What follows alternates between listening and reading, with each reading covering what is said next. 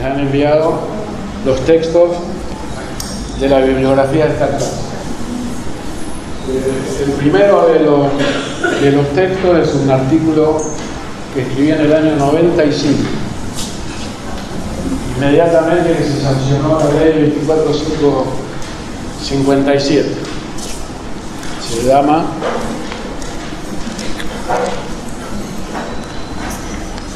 Nuevas relaciones laborales y salud de los trabajadores en la Argentina, desafíos y perspectivas de la investigación, que fue publicado en la revista Cadernos de Salud Pública de la Fundación Osvaldo Fiocruz, que es la Escuela de Salud Pública de Río de Janeiro, Brasil. El segundo de los trabajos que envié está un artículo que salió en un libro que también lo mandé, que es un seminario que se hizo en la Universidad Metropolitana de los Trabajadores sobre el DNU que reformó la Ley de Riesgos del Trabajo. Posteriormente escribí un artículo que se llama Medicina del Trabajo, Médicos, Posverdad en tiempos de neoliberalismo, que va a salir en el próximo número de la revista Soberanía Sanitaria, que también está en formato digital. Y les agregué un trabajo que es fundamental, que se llama Condiciones de Trabajo y Representación Social, Discurso Político, Discurso Judicial y la prensa escrita a la luz de los análisis sociológicos, lingüísticos del discurso, Irene Basilacci de Gialdi. Es un artículo de una investigadora del CEID CONICET, una gran amiga, esposa de un camarista laboral, ella es socióloga y abogada también, y que ayuda a entender la trama social en el marco del lenguaje judicial, político, ideológico y de las prácticas. Y esta clase es un poco una continuidad del artículo sobre los médicos, la medicina del trabajo, los médicos y la posverdad, que está dedicado a analizar a la medicina del trabajo justamente entre la ley, las leyes, y nosotros como sujetos sociales, activos, como médicos, inmersos en esta realidad. Es un artículo, es la continuidad, como decía, de ese artículo, y es la idea de profundizar, de volcar a ustedes un conjunto de inquietudes y al mismo tiempo motivar algún tipo de transformación en las prácticas y en el ejercicio profesional, y a ver si podemos ser un poco más libres los médicos del trabajo de lo que son.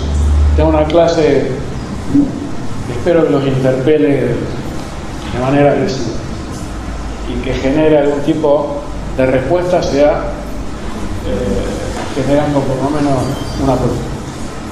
Esto me nació a partir de unas broncas muy grandes que me venía sumando en un grupo de WhatsApp de la Federación Argentina de Medicina del Trabajo, hasta que me cansé del lenguaje vulgar, chabacano, de la simplificación de lo que es nuestro trabajo.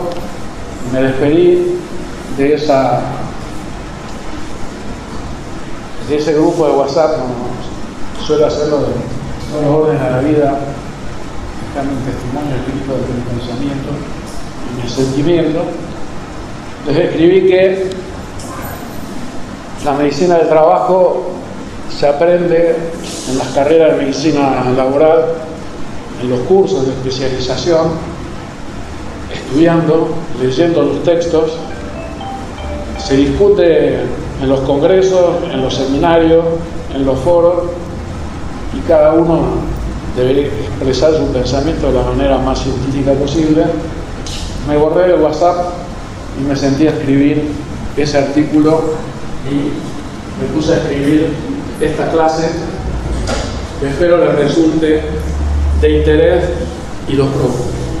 En primer lugar, me parece importante señalar que tanto la medicina del trabajo como el conjunto de las actividades que realizamos están inmersas en el conflicto irreconciliable en la sociedad en la que vivimos entre el capital y el trabajo.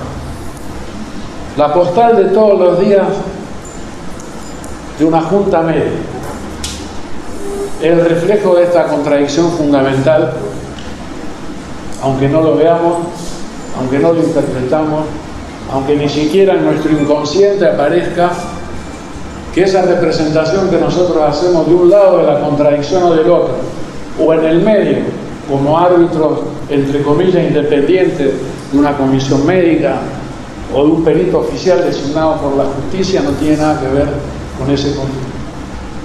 Es lo mismo que nos sucede a todos los trabajadores todos los días. Ese levantarse todos los días y repetir una rutina que no tiene un horizonte fijo, que es ir a vender todos los días la fuerza de trabajo por un salario, constituye la base sobre la cual se edifica la sociedad. En el medio de ese conflicto se hunde, se funde los conceptos, las ideas, lo que se considera la ciencia, la técnica, la medicina del trabajo como cuerpo científico, profesional del ejercicio de la profesión. Y en esa rutina repetida de todos los días, sin un horizonte que tienen los trabajadores que venden su fuerza de trabajo, y en ese enfrentarse todos los días entre los procesos deteriorantes, está el sufrimiento, está la pérdida de salud, están las enfermedades. Todo eso, sin que lo notemos, sin que socialmente se vea todos los días y aparezca con tranquilidad. Por lo tanto, mientras eso le suceda a los trabajadores, el capital crece a una velocidad inusitada y cada vez se transforma en un capital más concentrado, más globalizado y que domina todos los órdenes de la vida de cada uno de nosotros, y entonces es fundamental decidir en qué lugar de esa contradicción nos encontramos. El conflicto entre el capital y el trabajo se expresa en lo que es el proceso de producción. El proceso de producción tiene dos componentes que son, por un lado, el proceso de plusvalor, la estrategia que tiene el capital a lo largo y ha tenido el capital a lo largo de la historia para generar ganancias, para acumular beneficios y reproducirse, si es posible, hasta el infinito en un crecimiento que solamente el conflicto que se resuelva de una u otra manera le va a poner. El segundo componente del proceso de producción es el proceso laboral técnico, es el que más se ve. Lo constituyen lo que se denominan las fuerzas productivas, las herramientas, la organización del trabajo, el objeto de trabajo, los trabajadores como fuerza de trabajo y el producto que de él depende. Los procesos deteriorantes y los procesos saludables son la expresión o el intermediario que surgen de esos cuatro elementos básicos entre la salud, enfermedad y el proceso de trabajo. De la estrategia para extraer ganancia que elija el capital va a surgir un modelo, un patrón de desgaste o perfil patológico de cada uno de los grupos de los trabajadores. Esto lo vimos en algunas de las primeras clases. Me parece importante señalar esta cuestión en la producción, porque la relación de producción entre el capital y el trabajo constituye la base material de la sociedad. Y en eso esta frase es muy importante. En la producción social de su vida, los hombres contraen determinadas relaciones necesarias e independientes de su voluntad. Relaciones de producción que corresponden a una determinada fase del desarrollo de las fuerzas productivas materiales. El conjunto de estas relaciones de producción constituye la estructura económica de la sociedad, la base sobre la que se levanta la superestructura jurídica política y a la que corresponde determinada forma de la conciencia social. Me olvidé decir que esta clase tiene tres partes. Una primera parte que los quiero situar en de dónde surge la base material de las leyes y de las ideas en la sociedad. Una segunda parte que es el análisis de la evolución histórica que han tenido las leyes de riesgo del trabajo desde el año 1915 hasta la fecha. Y una tercera parte, una vez que comprendamos en qué lugar están las leyes, en qué lugar está el pensamiento, en qué lugar está la medicina del trabajo, cómo se constituye la base material de la sociedad y lo que cada uno de nosotros pensamos y representamos de ese conflicto y de esa sociedad, en qué lugar nos posicionamos, analizar las leyes y terminar analizando el trabajo médico hoy y en qué perspectiva se va a situar. Esas son las tres partes que tiene esta clase, distribuida en aproximadamente 19 diapositivas cada una. Ya vamos por la cuarta y vamos un poquito a acelerar el paso. El modo de producción de la vida material condiciona el proceso de la vida social y la vida espiritual en general. No es la conciencia del hombre lo que determina su ser social, sino por el contrario, el ser social es lo que determina la conciencia. Por eso, el modo de producción, las fuerzas productivas y las relaciones de producción y las relaciones de propiedad dentro de las relaciones de producción es lo que va a determinar la base material de la sociedad. Al llegar a una determinada fase del desarrollo, las fuerzas productivas materiales de la sociedad chocan con las relaciones de producción existentes, con las relaciones de propiedad entre las cuales se han desenvuelto hasta allí. De forma de desarrollo de las fuerzas productivas, estas relaciones se convierten en trabas y abren así una época de cambio social. Esto explica las sucesivas crisis que ha habido en el capitalismo y en todas las sociedades anteriores y de qué manera se han resuelto, para bien o para mal. Es importante ubicar el Estado para poder hablar de las leyes y entonces, y de qué lugar ocupamos cada uno de nosotros como individuo y como grupo social, ya sea nosotros cada uno con nuestra vida singular, como grupo social que somos médicos del trabajo, como a qué clase pertenecemos y en qué lugar estamos.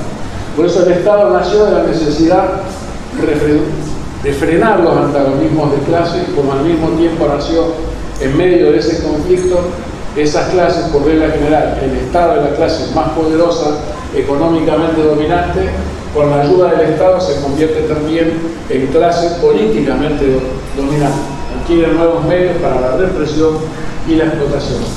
El Estado es un producto de la sociedad.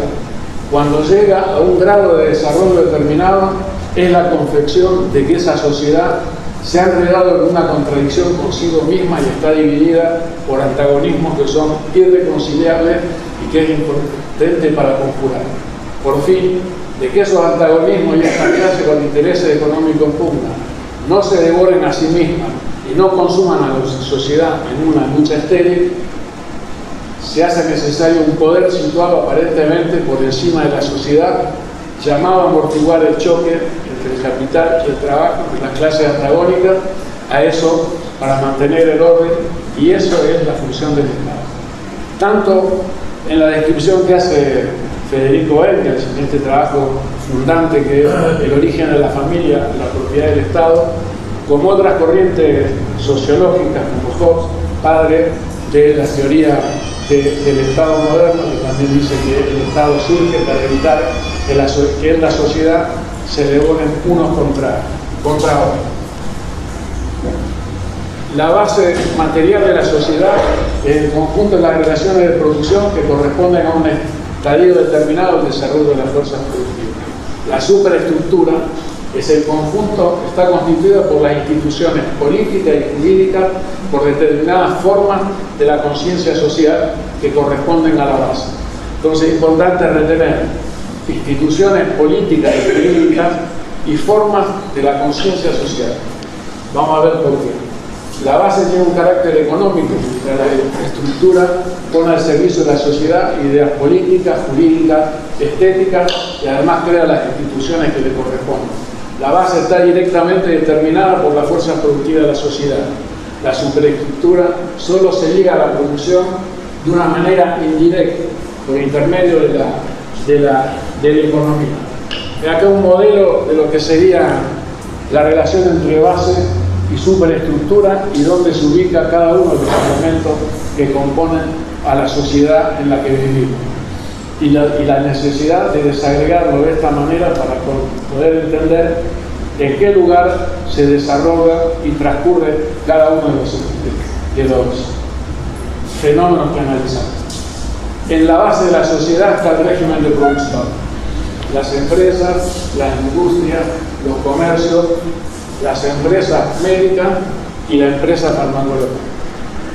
Hoy, en el mundo capitalista globalizado, lo que muchos autores llaman el trabajo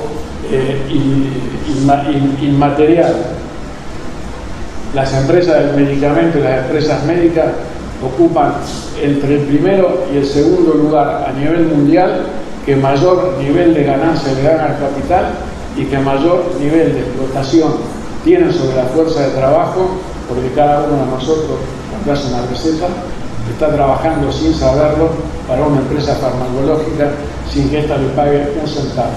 Es casi un trabajo correspondiente a la sociedad esclavista.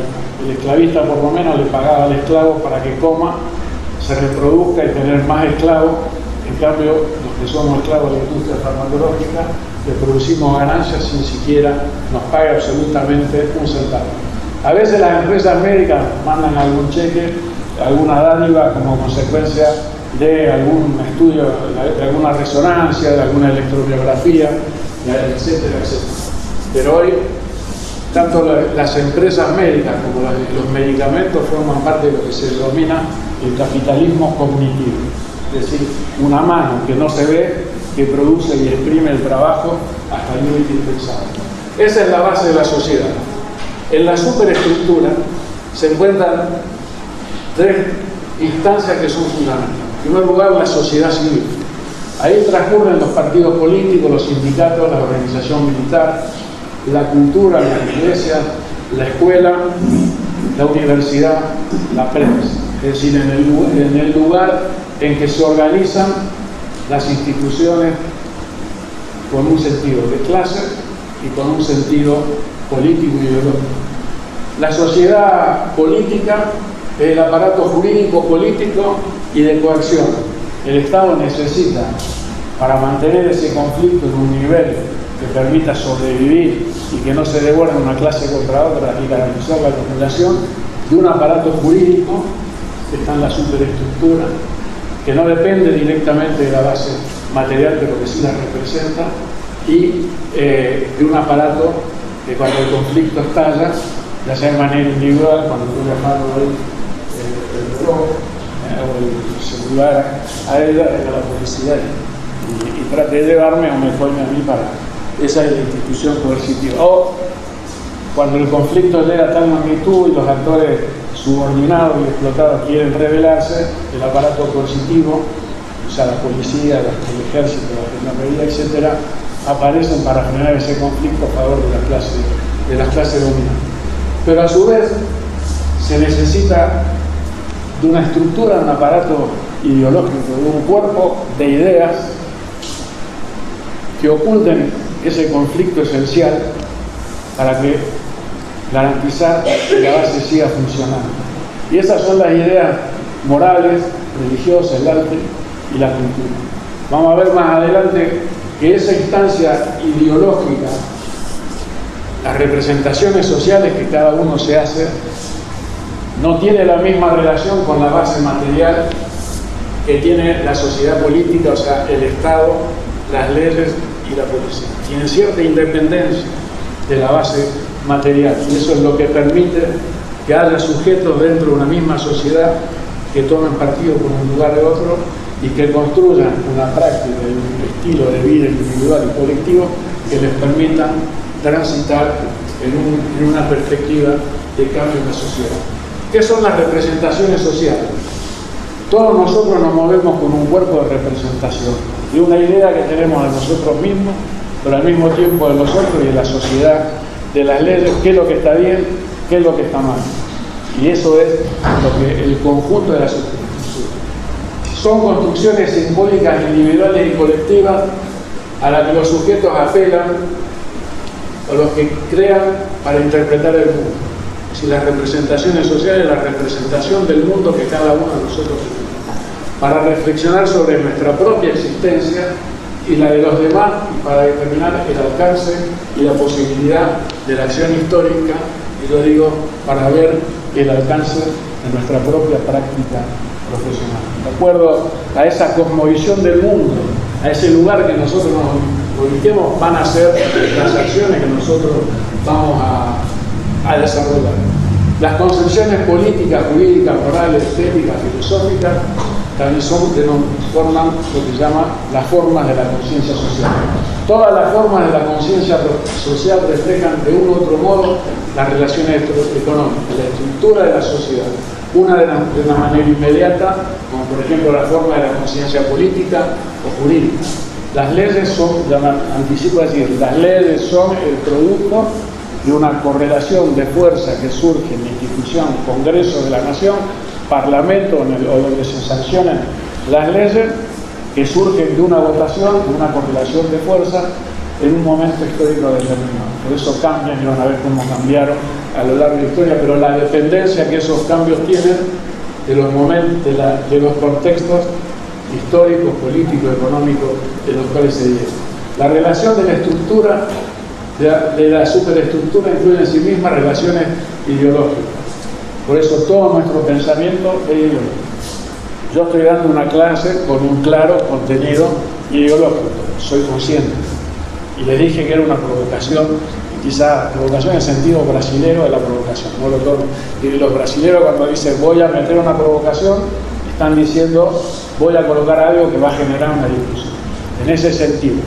Pero también nosotros, por nuestra propia ideología, la inmensa mayoría vive una vida alienada, inconsciente de cuál es el conflicto de base en la sociedad en la cual se encuentra. Ese es el rol de la ideología dominante: ocultar el conflicto, meter ideas, meter conductas éticos, morales, religiosas, pensamientos, inhibirnos o generar acciones para evitar, digamos, que actuemos en defensa de nuestros propios intereses. A diferencia de las relaciones de producción que se forman independientemente de la conciencia de las personas, las relaciones ideológicas sí pasan por la conciencia. Por eso parte de esta clase, para que quizás algunas de estas ideas pasen por la conciencia y puedan modificar, y yo diría en el sentido positivo, de refuercen en la inmensa mayoría de ustedes este modo de ejercer la profesión ética que tienen, con convicción, con fuerza, con ganas, con humanismo, con compromiso. Entonces, quizás ese es el sentido. Esto es fundamental para entender dónde se sitúa nuestro trabajo y desde qué ideas y concepciones lo realizamos.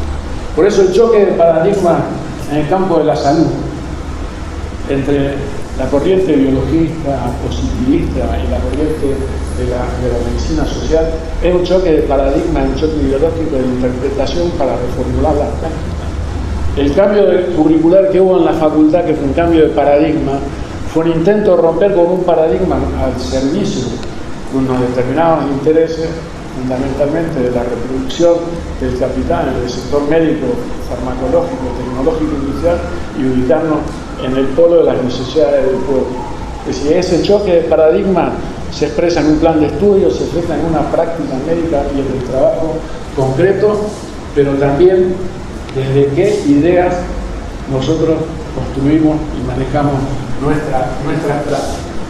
Por eso, el Estado, como parte de la superestructura jurídica política, no está ubicado en los estados. Está ubicado en la superestructura, en la sociedad civil, y se compone por esta pirámide que la constituyen los contratos entre particulares, acá no se ve, las sentencias de los jueces, las leyes provinciales y la Constitución Judicial, los decretos, las leyes nacionales, los tratados internacionales y la Constitución Nacional. Esa es la estructura que tiene el Poder Judicial, pero ese Poder Judicial no está situado en cualquier lugar. No está en el aire, ni las leyes son naturales, no surgieron porque surgieron representando determinados. Entonces, me parece interesante, esto se va a volver a repetir, el derecho es el conjunto de normas e instituciones que rigen una sociedad o un aspecto determinado de la actividad. Se habla así del derecho argentino, del derecho internacional, del derecho al trabajo, de la seguridad social. El derecho objetivo. El derecho en plural hace referencia a los intereses jurídicamente protegidos de los individuos, ya sea personas de existencia física o de las personas jurídicas o de existencia ideal, las organizadas conforme a la ley, sociedades, instituciones, fundaciones, etc. El derecho subjetivo. Y la ley son las normas dictadas por el Parlamento. Hay otras normas jurídicas, como la Constitución, los decretos, las ordenanzas. La ley tampoco es inmodificable. Así como decimos que la ley no está situada en cualquier lugar, sino que está situada en la superestructura de la sociedad, forma parte de la sociedad civil, se ejerce, se administra, se reglamenta a partir del Estado, y a lo largo de la historia y de determinados contextos, la Constitución va cambiando. 1853, primera Constitución de la Argentina. A partir de ese momento nos constituimos como nación. Entramos en lo que se denomina la modernidad. Cada uno de los habitantes de la Argentina y todas las personas que quieran habitar el suelo, de buena voluntad que quieran habitar el suelo argentino, como dice el preámbulo de la Constitución, para atraer que vengan los que fueron nuestros abuelos, nuestros bisabuelos y de nuestra familia, porque exterminamos al pueblo originario, por lo que hicimos una mínima exclusión. La Constitución también, se dan cuenta, expresa lo que fue el antes. Habían aniquilado a los pueblos originarios y había que traer gente, entonces era para nosotros, los criollos, los originarios, y todas las personas de buena voluntad que quisieron venir a habitar el suelo de la nación argentina. Se constituye la Argentina como Estado-nación y cada uno de nosotros pasó a ser un ciudadano libre en el marco de esa Constitución. 1949 se reforma la Constitución y surge esta Constitución que se denomina la Constitución de la Justicia Social, el derecho de los trabajadores.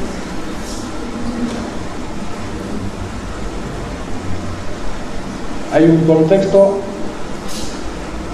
de un ascenso y consolidación de la clase obrera como clase. Hay una redistribución, se inicia un proceso de redistribución de la riqueza de 50% para los patrones, 50% para los trabajadores. Se van a sancionar una cantidad de cuestiones, como van a ver ahora, que garantizan los derechos de los trabajadores. Hay un contexto, sustitución de importación, industrialización del país, ascenso de la clase obrera, ampliación de derechos, se reforma la Constitución. Golpe de Estado del 55, interrupción de ese proceso, crisis, surge la Constitución del año 1957. Esa Constitución redujo lo que estaba en la Constitución del 49 en un artículo fundamental, que es el artículo 14 bis de la Constitución. El artículo 14 bis, un artículo muy importante, además de hablar de los derechos de los trabajadores en un solo artículo. Hay una norma que ha enfurecido desde ese momento a la Unión Industrial y a muchos, que dice y obliga a los empleadores a ser partícipes de las ganancias en las empresas a los trabajadores en proporción al número de cada uno de los trabajadores. Ese punto del artículo 14 bis de la Constitución no se ha cumplido prácticamente nunca en la Argentina. No solo eso, ha generado oleadas de publicaciones, de acusaciones socializantes, cuando en realidad corresponde a un modelo desarrollista, es decir, ¿qué es el desarrollismo? El desarrollo de las fuerzas productivas por sí solas, sin resolver la contradicción fundamental de la relación de propiedad sobre los medios de producción y quién se apropia. El solo desarrollo de las fuerzas productivas va a traer un beneficio de manera igualitaria a toda la sociedad. ¿Qué fue lo que generó? Generó hasta 1996, que vino la dictadura militar, que eliminó la Constitución Nacional, que fue el periodo en el cual no tuvimos Constitución, sino un estatuto de un régimen cívico-militar que sustituyó hasta 1976 la Argentina tuvo un desarrollo, digamos, tuvo un modelo de desarrollo en el cual las conquistas de los trabajadores, de las clases medias de la sociedad, el bienestar económico de una clase media y de los trabajadores, hacía que tuviesen un horizonte de vida, de progreso y de ascenso social. En 1996, con el golpe, se inaugura un modelo neoliberal que queda plasmado en la Constitución de 1994, donde pasan a ser más importantes los derechos de los consumidores que los derechos de los ciudadanos y de los trabajadores. Y cuando se sustituye y se jerarquiza el derecho de los consumidores, lo que se está garantizando es de qué manera lo que produce el capital, que son mercancías, se consume de una manera más rápida para generar el ciclo de acumulación de ganancias cada vez más rápido. Esas son las 4 constituciones que tenemos. Hoy nos rige la Constitución de 1994, una constitución muy debatida. Muy brevemente, ¿qué decía la Constitución de 1949? La Constitución garantizaba el derecho a trabajar, el derecho a una retribución justa, derecho de capacitación, derecho a condiciones dignas de trabajo, derecho a la preservación de la salud, derecho a la seguridad social, derecho al bienestar, derecho a la protección de la familia, derecho al mejoramiento económico, derecho a la defensa de los intereses profesionales. Tenía un capítulo de la ancianidad, tenía un capítulo de la niñez. En el marco de esa Constitución aparece el primer plan quinquenal, aparece Ramón Carrillo y aparece el primer examen médico completo a los trabajadores, de carácter preventivo, como obligatorio. Ahí les mandé una foto a Silvia, una curiosidad de un libro que encontré, cómo eran los derechos de los trabajadores, cómo era la historia clínica que había que hacer, cómo eran los telegramas inclusive que había que mandar cuando un trabajador se ausentaba en esa época. Las leyes de riesgo de trabajo tampoco han sido inmutables. La primera ley, fíjense esto, repasando hoy a la tarde esta clase por no sé cuántas veces, me di cuenta de esto. La primera ley laboral en la Argentina es la número 4661, que establecía el descanso dominical. ¿Qué piden hoy los empleados de comercio? Que se haga cumplir eficientemente, y hasta ahora, a pesar de que hay una ley provincial que no se logra cumplir. ¿Qué es lo que están pidiendo? Sí, el descanso dominical. Descanso dominical. Esa fue la primera ley en la Argentina. La segunda ley es la 5291. Es la ley que protege el trabajo de las mujeres y de los niños. Y si volvemos un poquito para atrás, a ver si puedo, sin despelotar.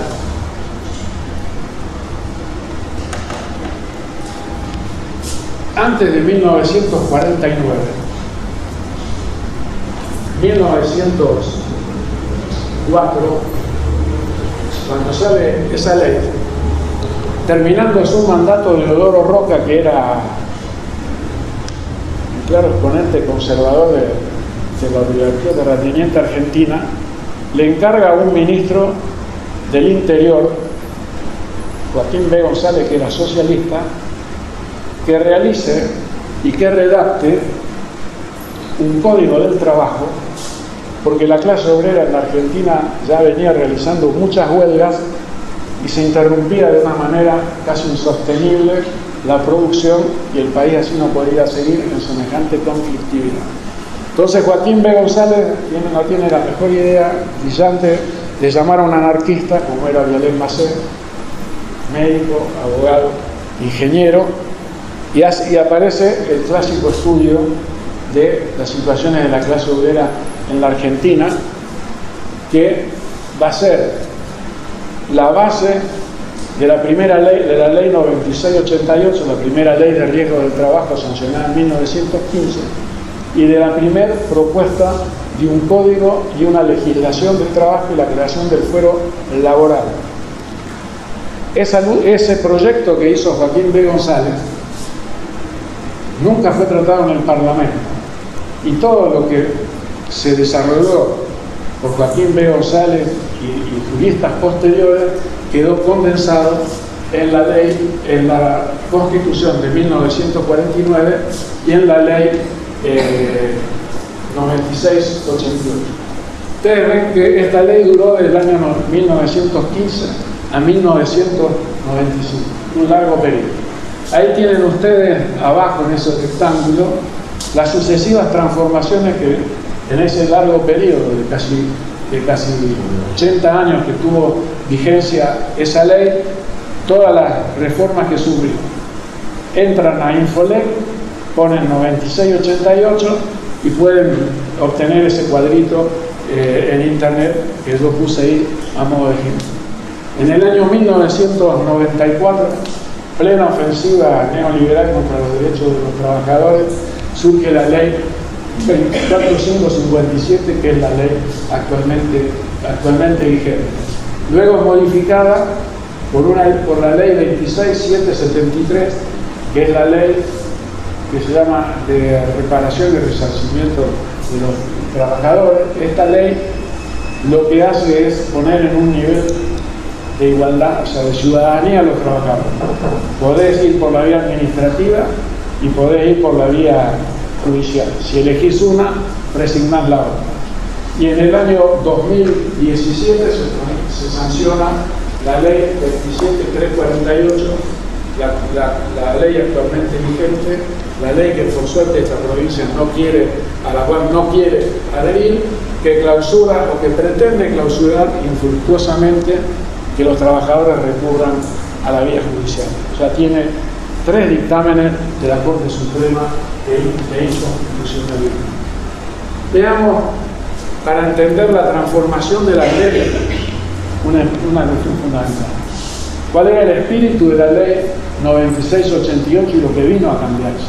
Porque al reconocer que los accidentes de trabajo ocurrieron en razón de trabajar, no solo se permitió construir la idea de que el trabajo enferma, sino que además se reconoció que en la relación laboral una de las dos partes se encontraba en desigualdad en virtud de la relación que lo unía al otro. El riesgo profesional, el concepto riesgo profesional, indicó por primera vez que aquellos que trabajaban estaban sujetos a una situación riesgosa inherente al desarrollo de su actividad como trabajador, o sea, que era propia de su actividad como trabajador. Las consecuencias del reconocimiento de la doctrina del riesgo profesional implicó entonces reconocer a un sujeto ya no igual, sino sometido a una relación concreta que lo colocaba en un plano de desigualdad frente al contratante y que además ponía en riesgo la propia vida del trabajador al hacer ese contrato. Ustedes saben, hay un paréntesis, que la relación in itinere comienza en el momento que nos levantamos para ir a trabajar, finaliza en el momento que regresamos a nuestra casa, teóricamente a reproducir la fuerza del trabajo para volver a trabajar.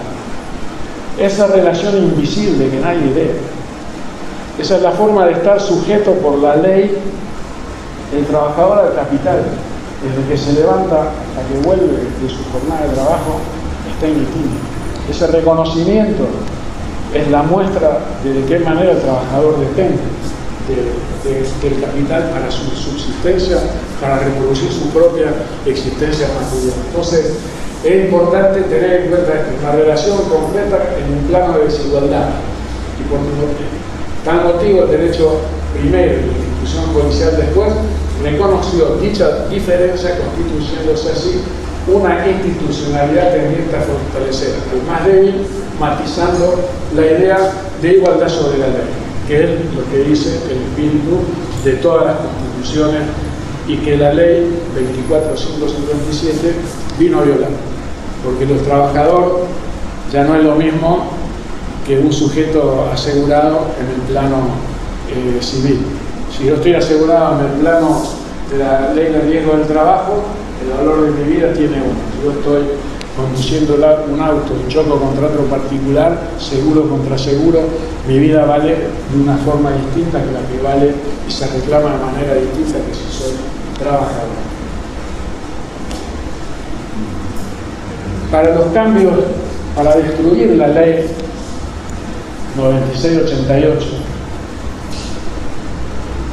en todo este periodo neoliberal, con un pequeño interregno que voy a analizar también, que no estuvo exento de omisiones y de cosas mal hechas, en todo este periodo se construyó lo que se denomina un contexto catástrofe para justificar lo que vamos a ver que sucedió. Ese contexto catástrofe, esta idea de la necesidad de cambiar la ley 9688 por otra ley, se construye a partir de la reiteración, a partir de la falta de fuentes alternativas de información y de otros marcos interpretativos, que no se pone en duda la fuente de conocimiento en las que se fundan y el reconocimiento de la autoridad política, académica y técnica de quienes producen los textos.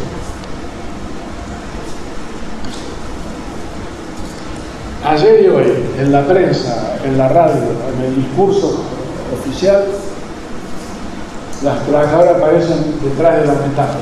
Estos trabajadores no aparecen en forma explícita, sino implícitamente detrás. Industria del juicio, el término litigiosidad, siendo representado entonces con mayor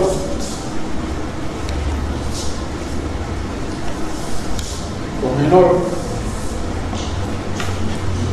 fuerza, como agentes de actos negativos. Asimismo se generalizan respecto de ellos propiedades negativas y se lo muestra por un lado como causante de conflictos y en este caso a través de las distintas controversias judiciales y las demandas por enfermedades y accidentes laborales como generadores de problemas que los involucra junto con otros con altos costos laborales que se afirman disminuyen la inversión y por lo tanto el empleo. Y los empleadores aparecen del lado positivo. Es decir, mientras los empresarios son representados en el lado positivo del conflicto como los que tienen que ser protegidos por la legislación para ser motivados a invertir, y los trabajadores y la legislación que los protege se exhibe como la causa del contexto catástrofe al que se refiere Basilachi, como el polo activo del conflicto social. De tal forma, el conflicto aparece invertido. Por eso es importante lo de las representaciones sociales, por eso es importante lo de la ideología, por eso es importante el análisis del discurso y cómo se construye un imaginario social a partir de la repetición de ese discurso, de la presentación de una realidad, digamos, tergiversada y desde una fuente que no puede ser cuestionada. Entonces, se invierte el conflicto y aparece el trabajador como la fuente de riesgo, el responsable mediante la estrategia argumentativa, que es el culpable siendo la víctima. La mención de los empresarios se lega por lo común con una construcción textual del contexto social. Más costo, menos inversión, menos empleo. Lo que se produce aquí es una relación causal directa propia de la perspectiva sistémica entre la disminución de los costos y la creación de los puestos de trabajo. Ahora, esa reducción de los costos, tanto con la sanción de la Ley de Riesgo del Trabajo en el año 1995, como toda la reforma laboral que garantizó flexibilización laboral, cercenar el derecho de huelga, modificación del contrato de trabajo, todo lo que van a ver en estos 2 meses de esta materia que compone el plan de estudio de medicina legal del trabajo y derecho laboral y de la seguridad social, todo lo que van a ver en estos 2 meses, toda esa reforma de las leyes que hubo en la Argentina, no solo que el desempleo no disminuyó, llegamos a la crisis del 2001 y hoy estamos en una situación camino a una crisis similar que la de 2001, pero no como consecuencia de lo que hicieron los trabajadores, sino que esa disminución de costos, esa inversión del conflicto social,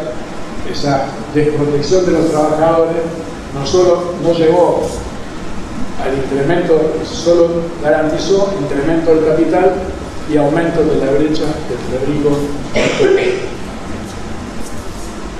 Entonces, el significado del cambio de la ley es un cambio del bien jurídico protegido, que dejó de ser el trabajador, la vida y la salud, para pasar a ser el capital de las empresas.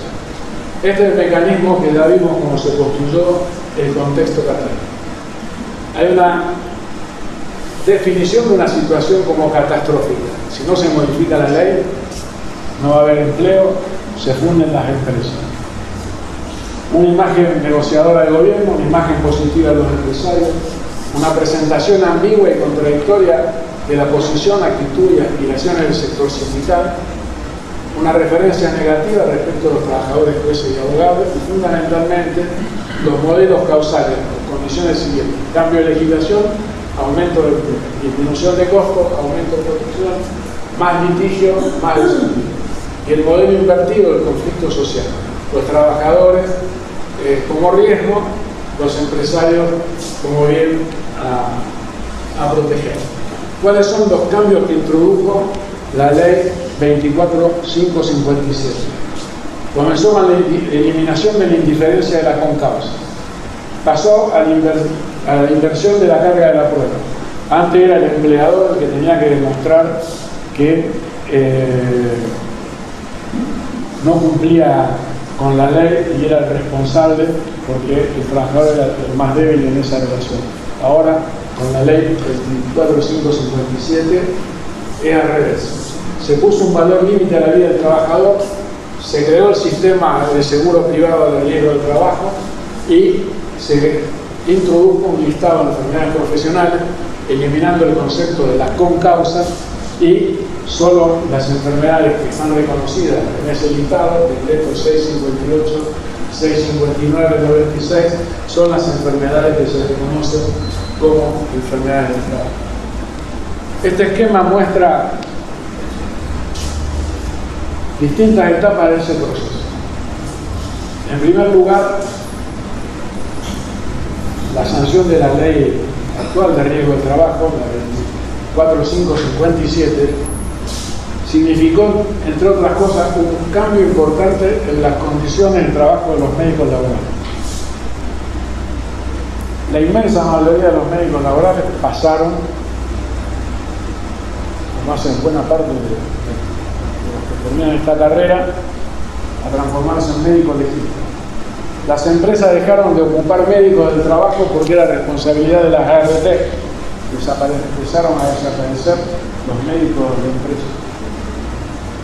Se dejó de contratar médicos especialistas en medicina del trabajo y fueron sustituidos por médicos de acuerdo a la especialidad para diagnosticar determinadas cuestiones que eran las más frecuentes que necesitaban las ART. Desapareció el médico de fábrica, las sociedades de medicina del trabajo se debilitaron y empezaron a ver si se dedicaban al medio ambiente, porque de acuerdo a Fukuyama estábamos frente al fin del trabajo, o se dedicaban todavía a la medicina del trabajo. Muchos sobrevivimos en esa época de cuestionamiento de la medicina laboral, justamente por ubicarnos en un determinado lugar, por sostener una expresión y por entender que el trabajo nunca va a desaparecer. Porque el día que desaparezca el trabajo no va a haber sociedad. La sociedad es producto del trabajo humano, y el día que desaparezca el trabajo va a desaparecer la sociedad humana, o viceversa. O sea que va a ser de una cosa. Pero ya vimos lo que provocó en ese contexto la ley 24557. Ahora bien, en el año 2004, 3 fallos O sea, cambio del contexto político, social en la Argentina.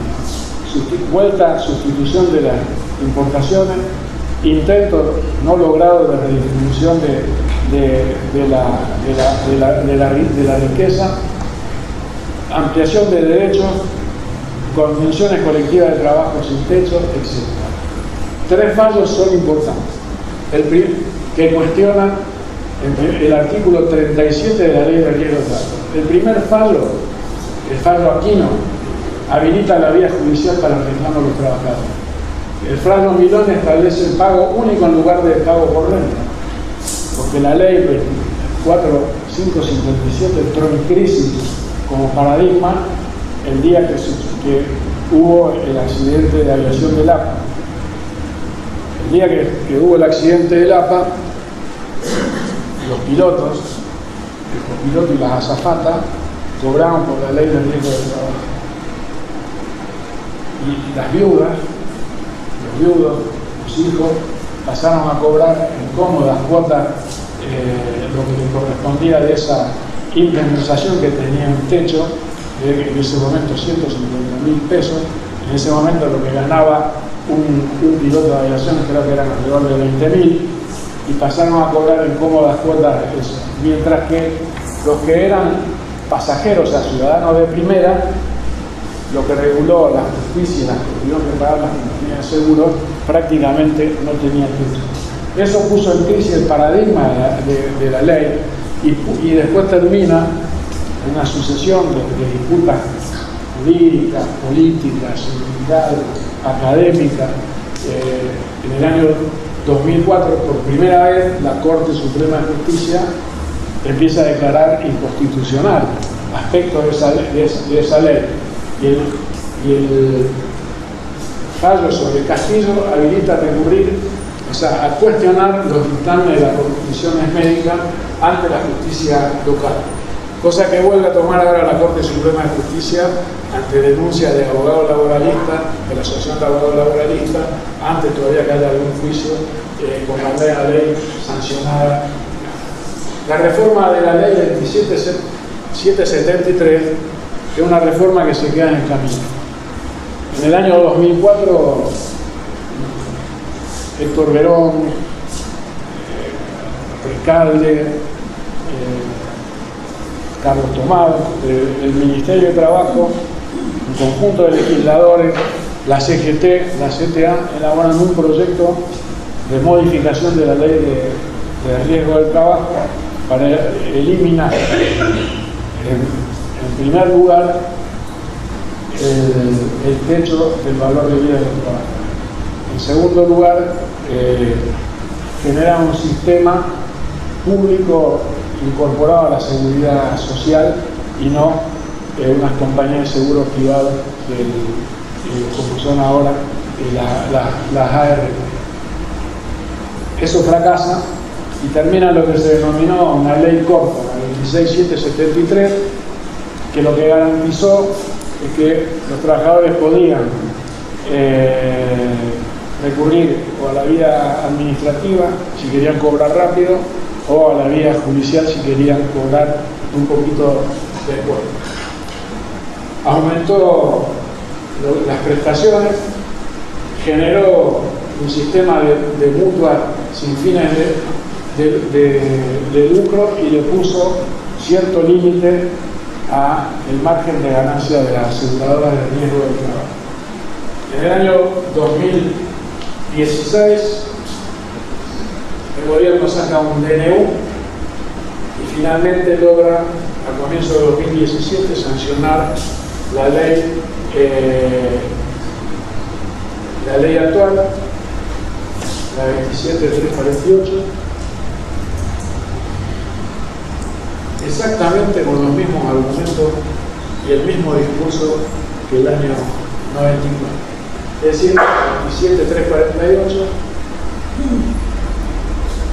es una ley que establece la siguiente cuestión. Primero, no se puede recurrir a la justicia sin pasar por las comisiones médicas. Los peritos médicos deberán integrar el cuerpo médico forense de la jurisdicción. Han fregado en el trabajo casi todos ustedes. Sus honorarios no serán variables ni supeditados a la cantidad de reclamos, sino regulados en función de la labor que realiza. Se va a depositar en la cuenta sueldo la indemnización y habilita un autoseguro público provincial que todavía se está muy lejos de saber si algún día eso va a suceder. Desde el año 1996 hasta la fecha, la Superintendencia de Riesgo del Trabajo sacó más de 15.000 resoluciones. Ahora, ¿cómo hacer para saber cuáles sirven y cuáles no sirven? ¿Cómo hacer para moverse en ese entorno? Bueno, acá les traje a modo de ejemplo qué es lo que hay que hacer. Ingresar a la página de la Superintendencia de Riesgo del Trabajo, entrar en el institucional, normas legales vigentes, y acá de que por sexenio, o sea, por mitad de año, hay un resumen de las resoluciones de acuerdo al criterio de la Superintendencia, cuáles son más importantes y cuáles son menos importantes. Y debe haber una que dice: autorícese a liderar a ART a contratar con Sanatorio Belgrano. Y otra que dice, la resolución 905, los servicios de medicina del trabajo que regula, la de 905 de 2015, que regula cómo tiene que ser el funcionamiento de los servicios de medicina del trabajo, higiene y seguridad y los servicios integrados. Se dan cuenta que entre una y otra resolución hay un nivel de jerarquía y de importancia totalmente distinto. Esto también ayuda a la confusión, genera una sensación de inseguridad de dónde estoy parado, si lo que yo estoy aplicando está vigente o no está vigente, porque normalmente una resolución anula la otra y se fundamenta. Esto lo pueden bajar también de ahí. Son las normas legales vigentes sobre salud y seguridad en el trabajo, que es un librito en PDF. Ahí tienen absolutamente todas las leyes, decretos y resoluciones que están vigentes en la Argentina. ¿Cuáles son las que están vigentes? Las que hay que manejar como herramienta, las que van a ver a lo largo de estos 2 meses. La ley de 24.157, la ley de higiene y seguridad 19.587, que no fue derogada, que establece la última reforma que hay que sancionar en el plazo de 6 meses una ley de prevención, cosa que ya se han vencido 3 veces. Y el decreto reglamentario 351 del 79 de la ley de higiene y seguridad. Son las 2 leyes madres. La ley del Pacto Federal, y por eso, como vamos a ver ahora, la presión del gobierno para que Santa Fe adhiera, es muy importante porque delega a las provincias el poder de policía sobre las empresas y la aplicación de las leyes de riesgo del trabajo y de higiene y seguridad. La ley 26.773 y la última, la ley 27.348. ¿Cuáles son los decretos y resoluciones importantes? El decreto 658, el decreto 659, el decreto 1338 del 96, que regula listado de enfermedades profesionales, 658, listado de incapacidades y baremos. Ese fue reformado ahora por el último que se aprobó en la reforma de la ley, hay otro baremo, pero el listado de incapacidad y manual de procedimiento sigue siendo el mismo. Decreto 1338 sobre los servicios de higiene y seguridad y la resolución 905 del año 15 que avanza sobre ese decreto porque no se pudo modificar. Y el decreto 1278 sobre enfermedades no listadas del año 2000. Muy bien, ya voy casi terminando. Viene ahora esta parte, he hecho un repaso somero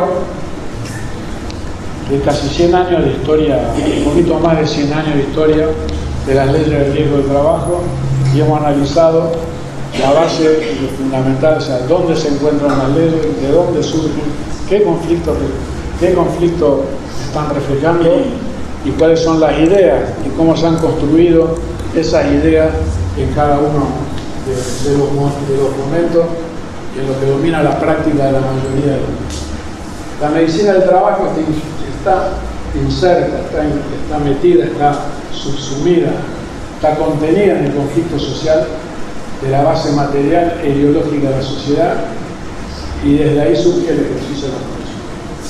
¿En qué lugar nos vamos a posicionar? En primer lugar, yo diría que la medicina laboral y una parte significativa de los médicos y las instituciones que lo agrupan están al margen de discutir o pensar esta problemática. Por el contrario, se sigue sosteniendo la neutralidad de la disciplina y del trabajo médico, como si estas dos cuestiones pudieran desprenderse no solo de lo esencial de la relación capital-trabajo, sino de las condiciones económicas, legales y técnicas en las cuales se desempeña el trabajo. Se presentan mentiras como verdades, lo que se denomina posverdad.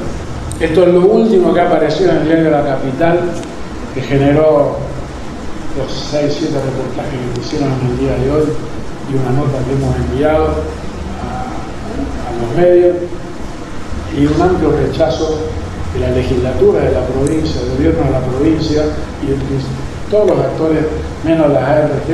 Todo el mundo ha salido a condenar esto, que la Ley Nacional de ART generará más puestos de trabajo. Ya vimos que esto es una mentira presentada como una verdad, y también esto de las mafias de los juicios laborales que dañan a la gente.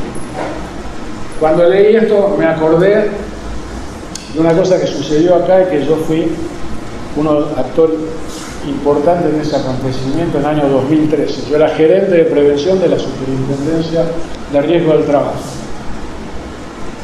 Las ART cartelizadas, todas las ART, un cartel.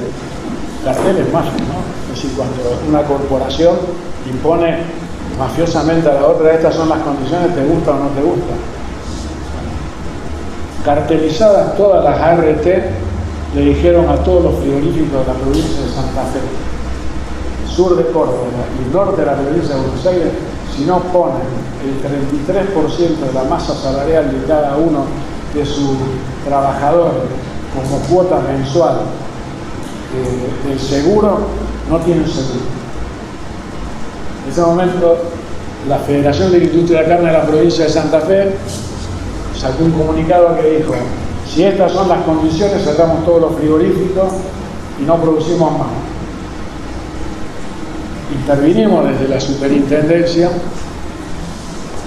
juntamos el sindicato, juntamos la federación, éramos autoridad de gobierno y le impusimos a las ART, que estaban fuera de la ley, estaban cartelizadas, les impusimos que debían cobrarle no más allá del 12% de la masa salarial, que es inferior a lo que se paga por jubilación más obra social como salario indirecto de los trabajadores.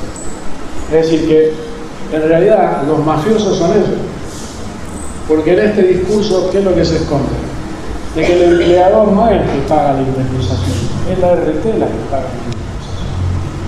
Por eso siempre el mismo, ya me cansé de decirlo, es siempre el mismo índice de enfermedades laborales reconocidas. Porque eso, cuando hago el cálculo entre costo y ganancia, cuánto voy a cobrar y cuánto voy a pagar, ¿qué es lo que sucede?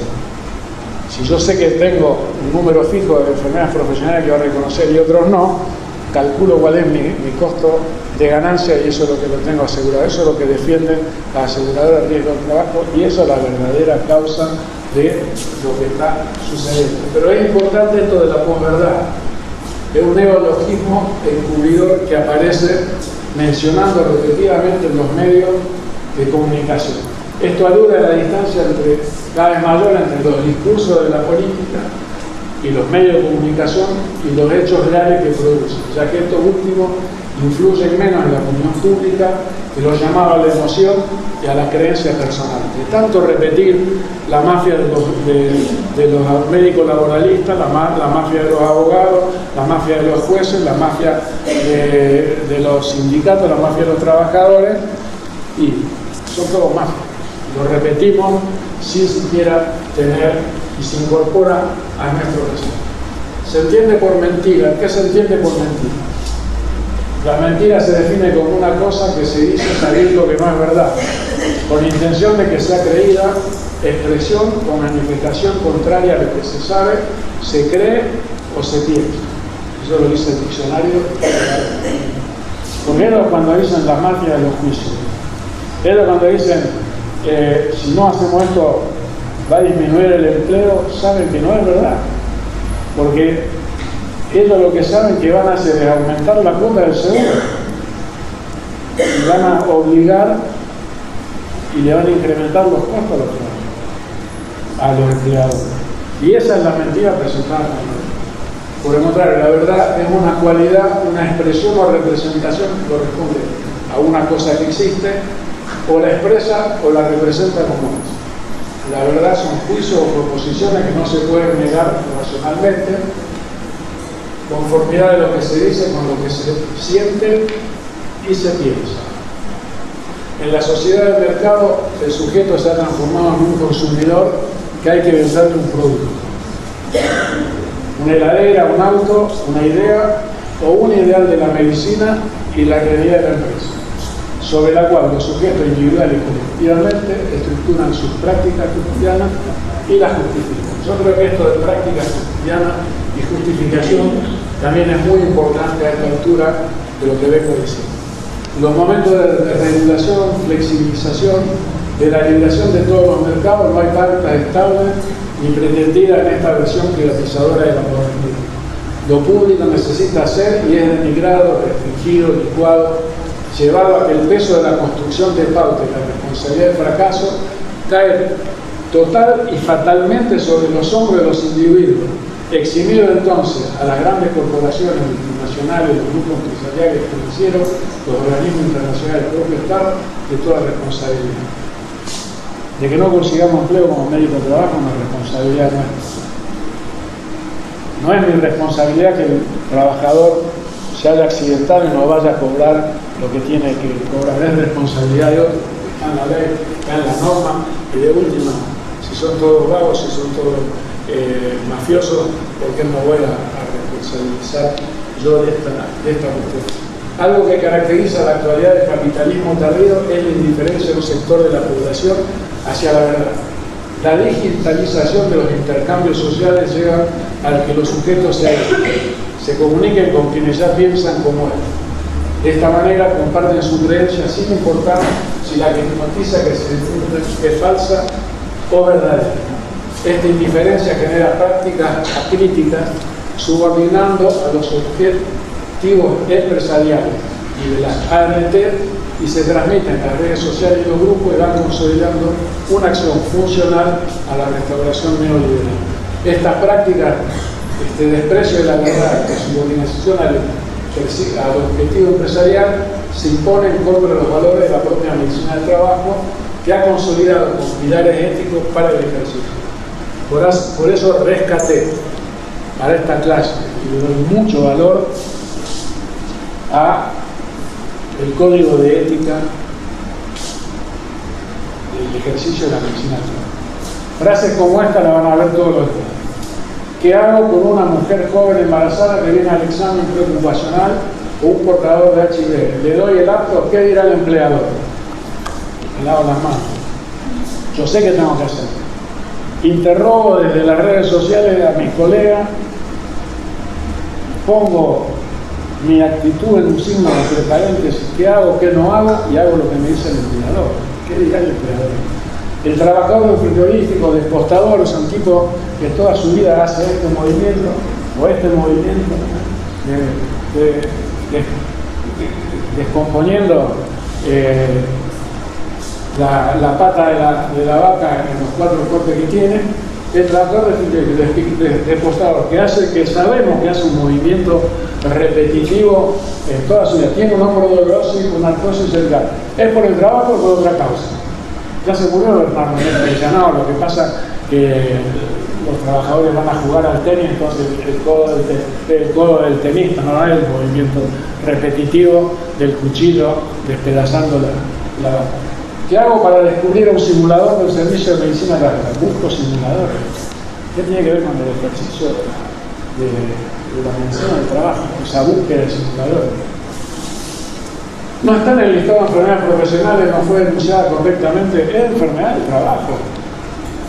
Yo sé que el tipo se estresó de tal manera, se pegó un infarto y se murió después de atender 25.000 puteadas por teléfono porque el servicio que le vendió Telecom no era el que le había prometido, y el tipo que se morfó mentir para mantenerse en el trabajo, o el operador de cualquier telecentro que termina estresado, quemado, con un burnout, y yo me pregunto, pero no está burnout en el listado de enfermedades profesionales, es del trabajo.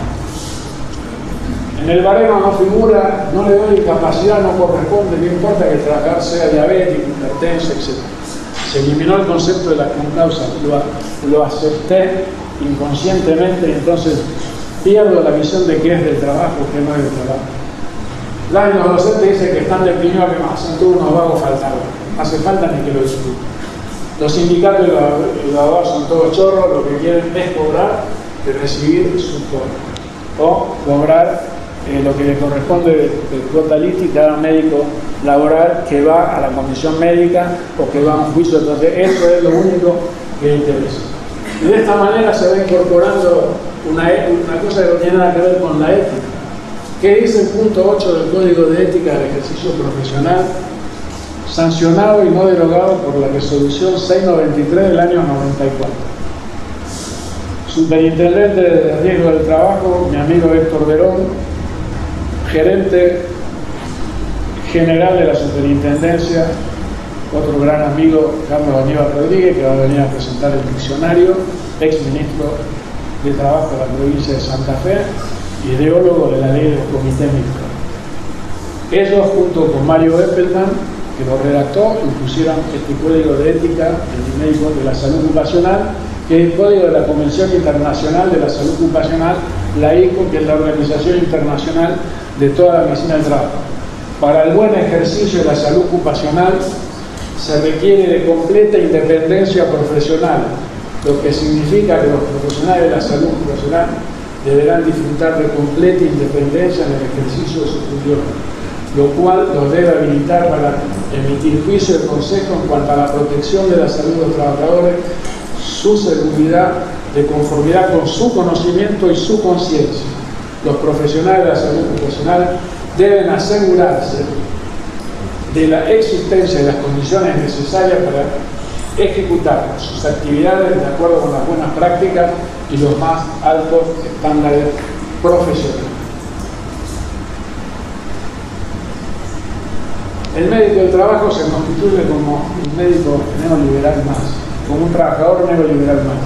Son contratados y trabajan para una empresa, una RT, una comisión médica, piensa que son sujetos que no son sujetos a retiro, sino que tienen un proyecto libre que constantemente se replantea y se inventa. Ignora que se transforma en un sujeto del proyecto para quien trabaja, no para su propio interés. El sujeto neoliberal no lo hace acompañado de la sensación de libertad, porque sus intereses son los de quien lo empleó y no de los trabajadores a quienes debería proteger de los accidentes y las enfermedades del trabajo. El propio proyecto, que en realidad es el proyecto del otro, la RT, se muestra como una figura de coacción, incluso como una forma eficiente de subjetivación y de sometimiento. El neoliberalismo, como una forma de mutación del capitalismo, convierte al trabajador en un empresario. Nosotros somos médicos, somos trabajadores independientes, somos libres, gestionamos nuestra propia fuerza de trabajo y hacemos lo que queremos. Hoy cada uno es un trabajador que se explota a sí mismo y cada vez más porque cada vez le alcanza menos lo que le pagan como salario y lo que obtiene la cuota que le corresponde. Entonces cada vez me exploto más porque la responsabilidad es mía. Yo soy el culpable de lo que me pasa, no es la sociedad, no son las relaciones de producción, no es el lugar que yo ocupo en la sociedad. Cada uno es amo y esclavo en una sola persona.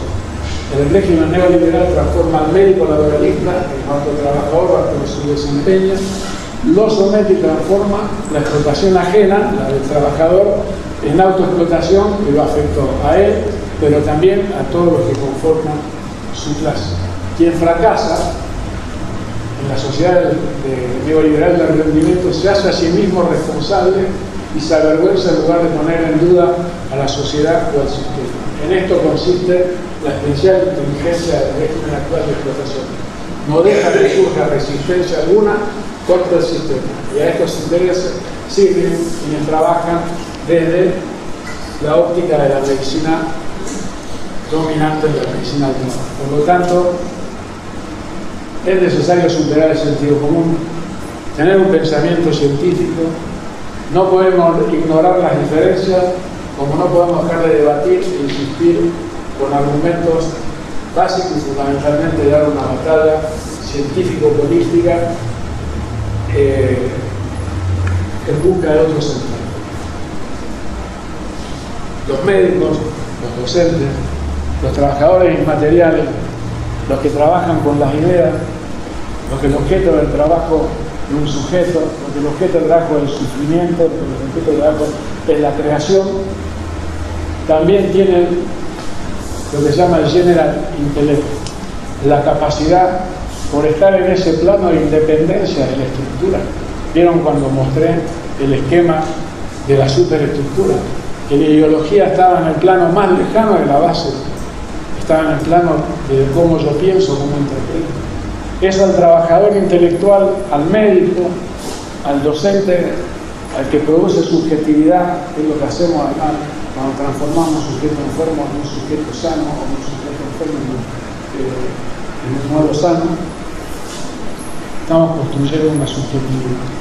Ahí tenemos un margen de libertad, una potencia que puede ser utilizada en favor de nosotros mismos y de los trabajadores. En esa libertad que da el pensamiento, en esa libertad que da reconocerse, reconocer el conflicto y saber dónde ubicarse, es la posibilidad que tenemos. Debemos recordar que la angustia que nos genera la explotación nuestra y la del otro, esa culpabilización de nosotros que hace el capital, de nosotros como emprendedores, como forjadores de nuestro propio destino, que no lo podemos hacer, no reconocido que somos sujetos sujetados a la estructura.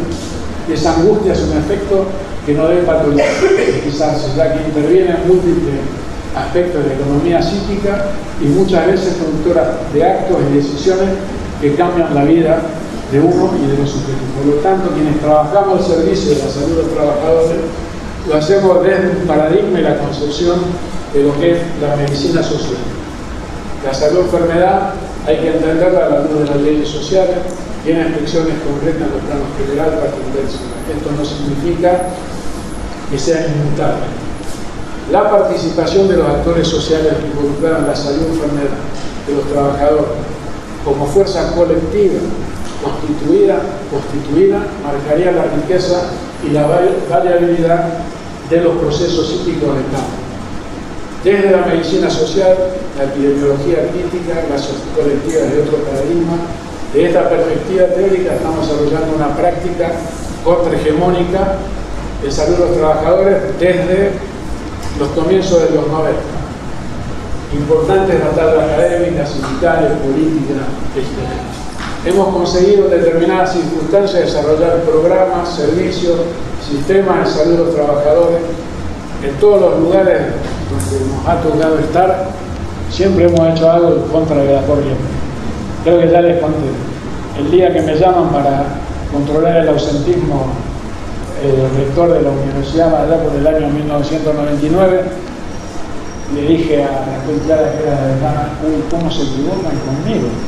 Porque me llaman para controlar el ausentismo y yo lo que voy a hacer es aplicar un programa de asistencia a los trabajadores que estén enfermos. Y se lo dije al rector, es decir, que nos llamaron para que hagamos lo que se llama medicina hegemónica y construimos algo. Y lo mismo pasó cuando me llamaron a la superintendencia de riesgo del trabajo, como gerente. Me llamaron porque había lo que yo llamé la torta de casamiento que iba creciendo a medida que iban echando gerentes de prevención, que era el expediente contra la Shell por la muerte de 2 trabajadores por asbesto. Yo me lo tomé en serio a eso y a que había que dar de baja a la peor de las ART, pero me lo tomé en serio y empecé a caminar en contrasentido de lo que diga el propio superintendente y logré finalmente darle de baja al autoseguro a la Shell, que sea sancionada, pero además que ya sancionada porque era la responsable de que había 39 trabajadores más con lesiones precancerosas o sospechosas de cáncer de pulmón. Y logramos meter los programas nacionales de prevención por rama de actividad y logramos hacerle claudicar a los cartelizados en contra de la industria frigorífica en la provincia de Santa Fe, y logramos meter lo que son los programas anuales de políticas preventivas que tienen que presentar las ART todos los años. Es decir, que en cualquier lugar, desde una acción de pensamiento contrahegemónico, con convicción, con fuerza, con coraje, con pasión, uno puede actuar y les aseguro que me pagaban bien. Y de hambre no me morí.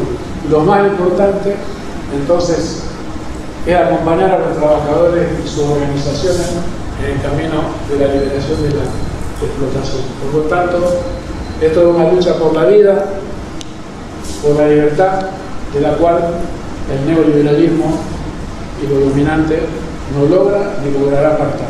Para cada uno de ustedes les toca elegir el propio destino que quiera seguir.